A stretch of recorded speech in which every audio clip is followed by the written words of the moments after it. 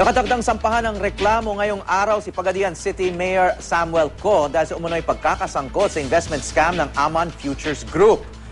Itinanggi ng alkalde ang aligasyon at sinabing gawa-gawa lang daw ito ng kanyang mga kalaban sa politika. May news to go si Leah Manyalak del Castillo. Matapos daw makakalap ng ebidensya ang NBI na nag-uugnay kay Pagadian City Mayor Samuel Co sa Aman Investment Scam, sasampahan na ang alkalde ng mga reklamo, kabilang sa posible niyang harapin ang paglabag sa anti-graft law at syndicated estafa. He may be a complainant or he may be a victim as he claims, but we cannot close our eyes to available evidence, both documentary and testimonial, na pointing to his participation or involvement. Hindi nilinaw ni Justice Secretary Laila De Lima kung ano-ano ang mga ebidensyang ito. That will be the case, no? Talagang very frustrating sa side ko. Dahil,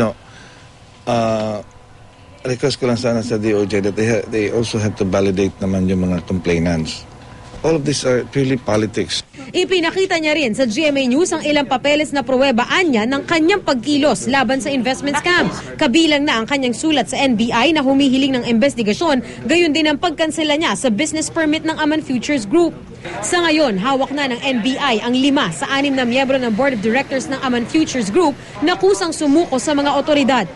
They are willing to cooperate. They have submitted themselves to the jurisdiction of the NBI for investigation, and as a matter of fact, statements had been executed by them.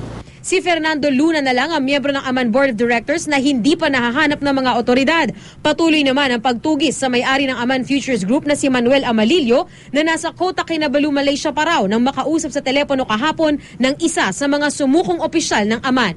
Leah Manyalak del Castillo, GMA News.